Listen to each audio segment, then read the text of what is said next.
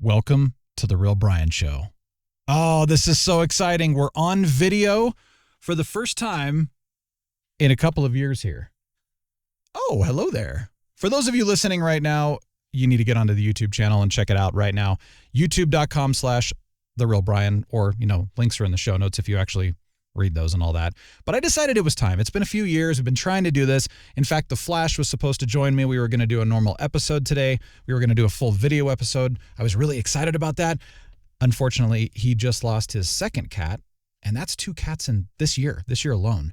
Both of them have been with him for over 20 years each, and so unfortunately, it's been a pretty tough time for him. So if you know The Flash, reach out to him.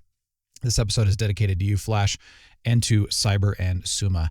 So anyway, we're here. I'm doing a solo episode in the car. It's snowing finally. We haven't had snow since December 3rd, which is ridiculous for Colorado. So it's nice to actually have some snow here where we're at. And there's people creeping around here, so it's kind of nice. It's kind of nice to just be outside and have a little fun. For those of you joining The Real Brian Show for the very first time, welcome. We nerd out. We nerd out on a lot of things. It's a show for a multi-passionate person. I don't like niches. That's the thing. I'm a curious person. I like to try new things. I ask why. We like to unleash our superhero and be real here. We talk about real things. We have a good time. So anyway, thanks for joining. Appreciate it. And again, if you're listening, hello, and you're not going to see what the heck's going on and all the beautiful landscape that's going on around here unless you come to the YouTube channel. So check it out. I have to share a little story here. Some of you already know this story, but I'm just kind of sharing it again. About a year and a half ago, I tore my supraspinatus in the rotator cuff. And I don't know how. I mean, it was just kind of one of those things. And all of a sudden, I'm starting to have this pain. If I'm lifting my arm kind of at like a 45-degree angle, kind of up, like if you're doing a fly, in the gym and stuff like that. So I found out that, yes, there's a tear there. It's a partial tear. And that if I had it, I think, opposite of where it is right now, I wouldn't even feel it. I wouldn't even know it was there because I have full muscle function and rotation and everything like that. So that's a good thing, but it's painful. So I've been trying to find out, well, what do I do in order to strengthen around it, preventative, proactive kind of stuff is what I'm trying to do. And I'm trying to manage the pain and everything. I don't want to have surgery. I've had a failed surgery before. Not a good idea. I always use that as a last resort. So what can I do in the meantime to strengthen everything? I went to this one orthopedic place and the guy just looks at it and he's like, I don't know, you're just going to have to live with it. I'm like, seriously? You get paid all this money to tell me that? Come on. But I heard about this place at CU Boulder, actually, at CU, the actual school CU. Apparently, they've got a huge sports medicine place. They've got doctors there that work on the athletes, but then on regular people too. Regular people. Consider myself to be a muggle if I'm not like a sports athlete or something like that. Even though I like sports and I was an athlete, but I wasn't, professional. I'm a muggle. So I go all the way down there. Interestingly, they had a huge team that kind of works with you. You're meeting with couple, I'm not even entirely sure what they were, but some people that come in at first and they ask all these questions and they help you out. And then I meet with this younger doctor, and I don't know if he's kind of like just right out of med school or what, but he really spent a lot of time with me, worked with me, gave me some ideas. And then the main doctor that everybody raves about comes in, gives me like 3, 4, maybe 5 minutes. I'm not even entirely sure. It went by so fast. And he's like, hey, thanks. And I'm like, wait, I've got questions. And I'm like asking him questions as he's trying to walk out the door. And I'm going, yeah, well, okay, I appreciate it. Appreciate the advice, but I don't appreciate the rushed aspect. So that was a little bit of a bummer, but I don't know. Again, I'm still trying to figure out what can I do preventatively to strengthen around it, to manage it so that ideally I lessen the pain. And then, of course, all of that combined, I've had some neck issues, which, again, some of you know I was hit by a car on my bike. And so I've always had some neck issues and stuff. But now I'm having like some numbness and stuff down the arms and legs and fingers and toes and stuff. And that's not fun. That's not fun at all. I don't recommend it, by the way. Just don't even go there. It's not fun. Don't try for this. You don't want to be like me. Again, trying to manage it. So I'll keep you updated. It's just one of those interesting things. Fun times in the world. But I just got out of Pilates because that works for me. And no, it's not like the let me go in and look really cool kind of Pilates kind of thing. Or, some of you think that Pilates is like a stretch class or it's like yoga. And I'm like, no. This is intense resistance training. There are professional hockey players locally that come to this woman that I see for training because their trainer told them that, hey, you're really strong, but your core sucks. So if you want to live to see 40, essentially, go to Pilates. And the woman that trains me, she is former Russian Bolshoi and stuff. She's insane. I love it, actually. She's really good, but she's really, really tough. So it is intense strength training, resistance training, core training. I mean, it's postural, it's everything. It's amazing. So I've been working with her a little bit to kind of strengthen everything around, and hopefully it works. I don't know. This is a tough one. I don't like having numbness and pins and needles feeling. Nobody does. I've been hearing about this huge movement lately where people are getting away from streaming services, or getting away from Spotify and going and buying CDs. And not even necessarily the record side of things. They're going to buy CDs, or they're downloading DRM-free songs so that they can, quote, own their music. I get that. I bought my own music and stuff, and bought CDs, and, bought the MP3s and stuff like that. And I still own all those. I still have everything. And then one day I thought, oh, Spotify is so cool. This is really, this is back in I don't even know, whatever it was when Spotify came to the US. I was so excited. Loved it. And the thing about Spotify that was amazing is that, yeah, you didn't own anything, but at the time, you're spending just over $100 a year. If you go out and buy that same music, you're spending thousands and thousands of dollars a year. In fact, it's amazing. We were looking at how much we were spending on music versus what we would spend on Spotify. And we're like, well, this is going to save us money for now. Sure, we don't get to keep the music, but then again, you go out there, you check out an album, and you realize, yeah, I didn't like as much of it as I thought I did. I like one or two songs or something like that. And then sometimes there's the occasional album that you're just like, dang, this whole thing's amazing. Wow, love it. I want the whole thing. So I get it. But then here's the other thing that I thought was very interesting. People were saying that Spotify or any of the streaming services like that have created a passive listening experience versus a very active, intentional listening experience. And I thought, I guess I just never did that, because every bit of listening that I do has been very intentional, very active. I go out, I discover my own music.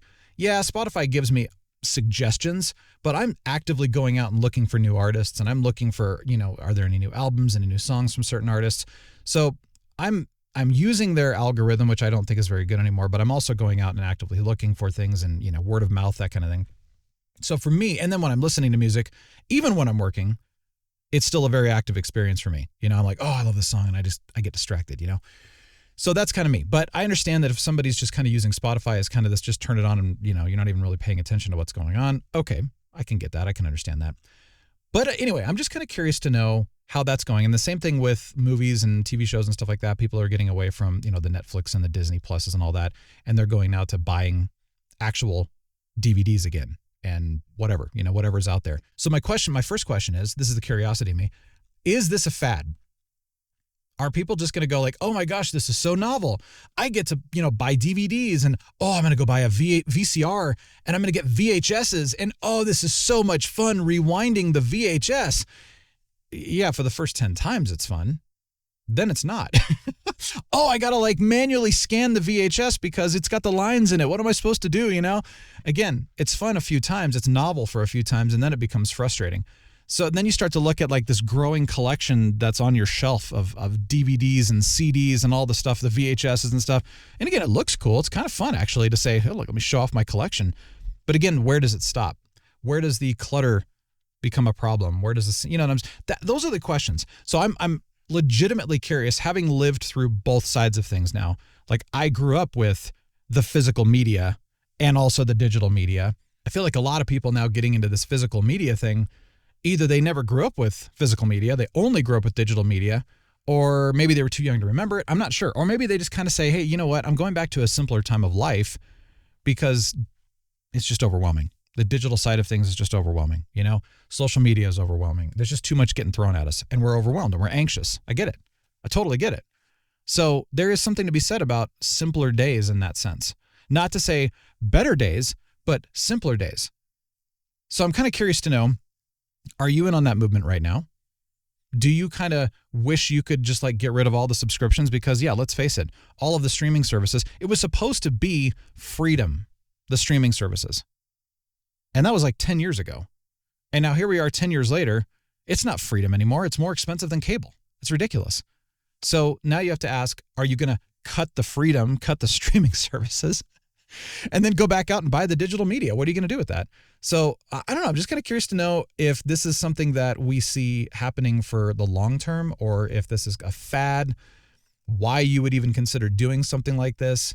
Again, this is no judgment. It's legitimately me being curious. I want to know why people are doing this. I want to know what the draw is. And are you finding that freedom by going back to physical media versus the digital media? Are you enjoying your experience in watching movies and TV shows and listening to music more with the physical media than you did with digital. So totally curious about that. I think my biggest thing is not owning the music and the movies and stuff like that. Like, that's probably the hardest thing for me. And I do feel like companies have definitely, it's an issue when you purchase like games, for example, if you're a gamer, if you purchase movies and TV shows and you're paying full price, not the rental price, but the purchase price, and you're under the impression that you have purchased this to own. And then you come back to find that streaming service or that whoever it was you purchased it from decided, oh, sorry, we removed that from your library. Wait, I bought that. No, you didn't buy it. You bought the license to think you owned it. It's true. But I'm like, well, but there's a rental cost. I can rent it for $3 or whatever it is now. I don't even know. Or I can buy it for $25. If I pay $25, I technically own it. Well, no, but it's DRM and they can take it away from you. And I'm like, so essentially that's like saying I've purchased this and now you're coming in and stealing it back from me. Even though legalese would say, well, no, there's a legal loophole where they can get away with that. And it's illegal. And I'm doing air quotes here. It is not legal, but they're saying it's legal, and in court they can get away with it because that's just the way it is. But no, I mean, you bought it. You bought it. That's what it is. You should have the rights to keep it and own it. And if they try to take it away from you, then technically that's stealing. I mean, really, let's be honest. So I get that part. I really do. I do think that the media companies have really put money before anything else. They're greedy. It's too bad. You know, it's not about the fans anymore. It's not about the bands and the artists and the music and the people that make the videos. Like, I want to support those people. I want to support the people who make the movies and the TV shows. I want to support the people who make the music, the bands and the artists and stuff like that. I don't want to give money to all these people who all they care about is money. Heard a guy on YouTube who was talking about this. It was a really cool idea, and he was saying that the way for him to support bands and music was to buy their merch and stuff like that, or buy directly from them. So if the band put their album out or songs or whatever out on, let's just say Bandcamp, you could go and purchase directly from them. All the proceeds go directly to them. I don't believe there's a middle. There might be like a Bandcamp fee or charge or something like that. But you're not dealing with like a record label or somebody that's going to take the majority or all of the money of that album in those, at least as far as I know, unless they're signed with somebody, right? But merch goes directly to the band as well. In fact, a lot of bands, that's how they make the majority of their money. So if they sign with a record label, the record label owns them. They front the cost for everything. You know, they pay for recording your album. They really do pay for the majority of stuff. And they pay for your concerts. They pay for promoting the concerts. And so all the money that these guys make from their albums and their concerts goes primarily back to the record label for all the debt that they've incurred. They might see a little bit here and there. It depends on how successful they are. But the majority of the time, bands and artists really, truly do not see much money, if anything at all, from concerts and record sales and stuff like that. So that's why they rely on merch, which I love that. But unfortunately, not everybody buys that, you know? So I think if the more people know that merch is how these guys can literally like live and go do things and have financial freedom and stuff like that, unless they're putting out music on their own as an indie, then that's where you can go to stuff like Bandcamp, because they don't make any money off Spotify. I think I saw that it was like 0.0002 cents per play. Might be a little bit more depending on the band, but I mean, that's nothing. It's just nothing. So unless they're getting like ridiculous amounts of plays and hours and stuff like that listened, they just don't make that much money. So I love the idea of supporting directly. I think that's really cool. So anyway, just it was, again, this is me nerding out. I love the music industry. Well, I love musicians. I love musicians and artists and bands, and I want to support them. And I've met them. I am one. I've interviewed people who have been signed. And, oh man, they've told me the horror stories, and then they go out on their own and they're just on their own and they don't know what to do and they don't know how to make money and stuff. And so this is a really, really cool way of doing that. So I've always nerded out on that. I'm curious about it and I want to support that. So anyway, I just wanted to have a little fun here. Short episode, quick episode here. But for those of you who have been listening to the show for this long, thank you so much. And if you're, now checking out the YouTube video, I'm just doing a quick little video here. I might do these more often. This is fun. I like this. I don't know, it's just kind of natural. I like getting in the car and talking. No, I'm not driving while I'm doing this because it would be too hard I guess if I had like a mount for the camera, talk and drive and, film and all that. I'm a drive first person, by the way. I've said this before. I'm a distracted talker. Thanks for joining me. See you next week. Hey, Captain Influence is back. I don't think he's going to want to do video. I don't know. I'm trying to get him to do it, but I don't think he's going to do it. So I'm sorry in advance, but we'll be on audio next week for sure. And then I'm gonna try to convince these guys to get back on video and bring some more to you because I want to have fun with this. I hope you enjoyed this. Thanks for joining. Thanks for listening. Thanks for watching. And do let me know. I'm serious. Let me know your thoughts on my stuff that I talked about today. See ya.